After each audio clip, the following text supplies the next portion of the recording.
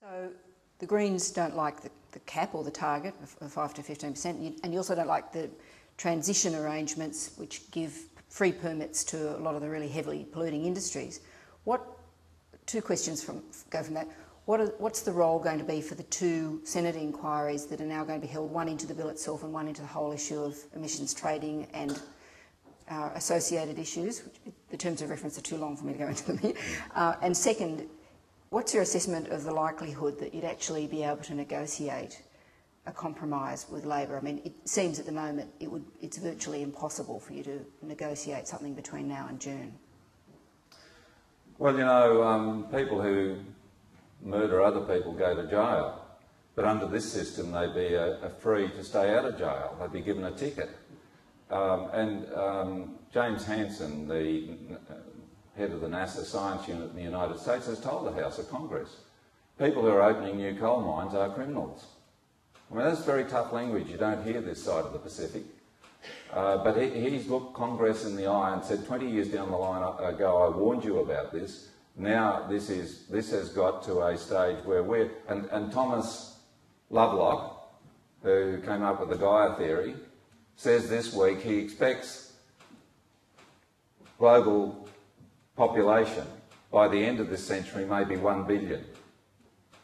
Think about that. We are, and I'm just reviewing a book by a climate skeptic about sustainability on the planet, which points out that we need at least 2 more planets if we're going to sustain the sort of lifestyle we've got for 8 or 10 billion people mid-century. It's an impossibility. So we're dealing with a problem that's in our time, and we're in it now. And we've got this window dressing coming out of Penny Wong and Kevin Rudd's office.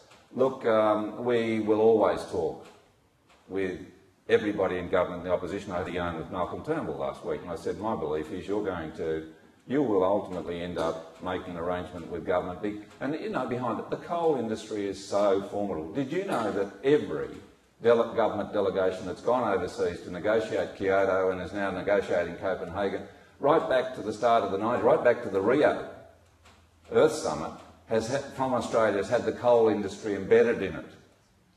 And when I was flying to the Earth Summit in Johannesburg in 2003, Mitch Hook from the minerals industry came up from first class back to where I was enjoying the company of my fellow Greenie and said, Bob, what are you doing on this plane? And I said, Mitch, I'm going to the Earth Summit. And he said, well, why bother? We went to the preparatory summit in Bali. We've stitched up the government. It's going to pull the rug from under any agreement on climate change in Johannesburg. So you're wasting your time. And that's what happened. And you know, this is a dynamic which has got us in dire straits. And I can't see any answer to this but a huge community reaction. And let's hope it's peaceful. But to come back to it, yes, we'll negotiate with with Penny Wong and Kevin Rudd if he'll ever deign to speak with me. I did before the election. Since the election, 5 minutes on the stimulus package, and I said, he rang me up on the Friday night after that and said, "Oh, Bob, thank you for very much. You know, we really appreciate your help. We're going to point out that the Greens were very, very helpful here, etc." Well, that hasn't happened in recent times. But I said to him, Kevin, I want to talk with you for an hour about our agenda. We've spent this whole week working on your agenda. I'd just like an hour with you to talk. Nothing's happened. I wrote to him last year saying, Friday a week ago I sent him a letter and said, Prime Minister, I want to talk with you for an hour. Forests will be on that agenda, and I think he knows it. Climate change will be on that agenda, and I think he knows it.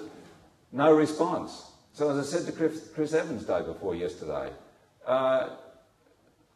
this has to be a two-way street. And you're treating us as mugs. I come from the bush, I can spot that. And I'm not going to put up with it.